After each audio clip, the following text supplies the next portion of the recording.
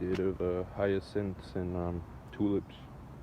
All bulbs that do really well in shade. They're drought tolerant, and you know, they're perennials. They'll come up every year. They'll die back a couple months of the year, but then they'll come back, and they'll also propagate a lot on themselves. So this whole area will hopefully be full with hyacinths and tulips. The hyacinths are all purple except for that one over there. It's white, and then all the tulips are purple except for two that are yellow. But over here, you see all these are going.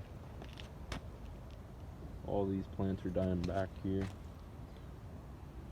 The silver sheen, and they're dying back because these cypresses here are fucking with them, not allowing them to grow.